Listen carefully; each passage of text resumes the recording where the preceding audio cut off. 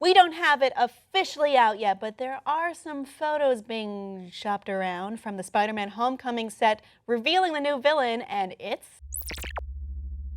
a shocker. I see what you did there. I'm sorry. It appears to be, and if we could look at the picture, the shocker. Yeah, Herman Schultz. So this is, okay, this I would say is an Origins costume. It's pretty low tech. It looks like he had a tactical suit that he painted maybe, and a vest. I'm cool with this being the actual costume, honestly. You put on the right lighting. In everyone's career, right? Yeah, you put on the right lighting. And also, the Shocker is, half the time, he's really more of a mercenary for other bigger villains. So I'm fine with him. The Shocker is a weird, well, maybe I'm saying it's weird. It's a strange choice because typically we see Spider-Man villains who have some kind of vendetta against Peter Parker or Spider-Man, or we're seeing people who are just insane. Like they're crazy and they have this insane goal that will hurt a lot of people in the process. They're power hungry. They're would-be conquerors. The Shocker is not that. And as someone who is a nerd consultant, I hope you can explain more to us about who the Shocker is and where his place may lie.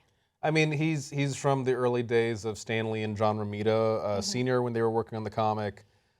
He appeared a little before the Rhino and some other classic villains, and a little after Green Goblin, Electro, Dr. Octopus, and some of the great Steve Ditko characters. And he is just a career criminal. He's a career criminal / high school dropout who was pretty good at engineering and made himself these, depending on which comic you read, they're called Vibro Smashers or Vibro Shock Gauntlets or Vibro Gauntlets, whichever. And Spider-Man has teased him before, calling him the Vibrator. Yes.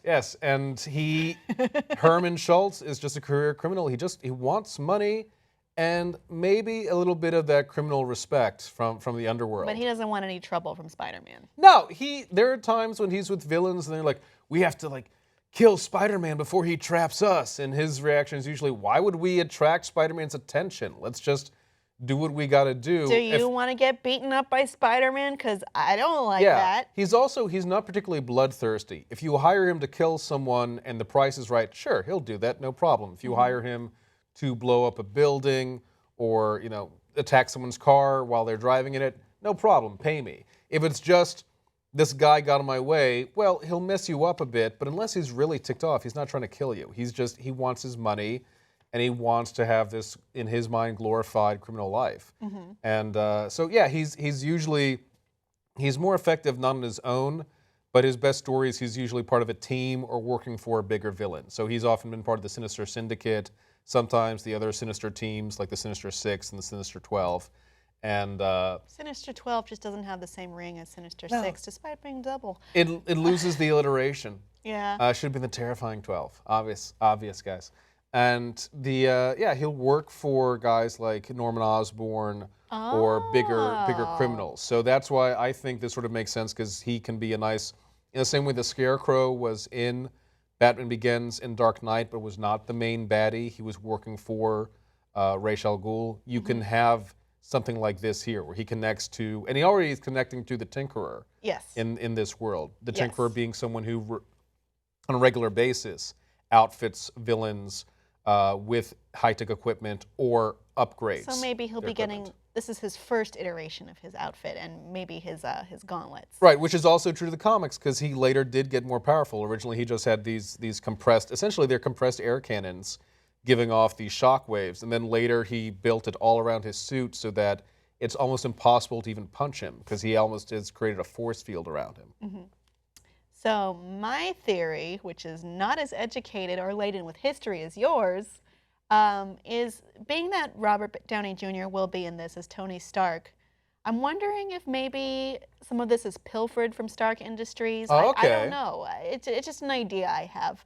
But there will be, he will have a presence there. All right. Tom Holland Spider-Man is very impressed by Iron Man. Sure. Very into him, helping him through his life and dating his hot aunt and what have you.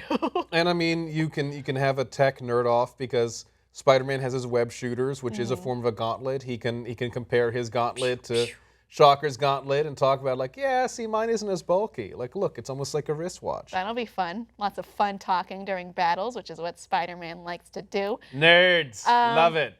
It's thought that this character is being played by Bokeem Woodbine from Fargo, because it's not really clear what his character is yet, though it's not obvious that he's in the suit. It covers every inch of your body. It could be a stuntman for all we know. I love this adaptation of the suit, honestly. Like, if you're going to bring in Shocker from the comics, this is probably the least ridiculous he'll look.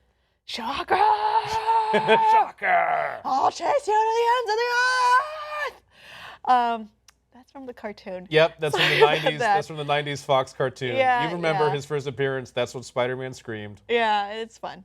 It's probably overdone. So we have Spider-Man Homecoming coming out in 2017, looking to be a great, fun summer movie. I'm looking forward to it. I'm looking forward to it. Really I'm looking forward to seeing what Donald Glover ends up doing as well. Yeah. Audience, what do you think's going down in Spider-Man Homecoming? Please let us know below in the comments, and please like and subscribe for more.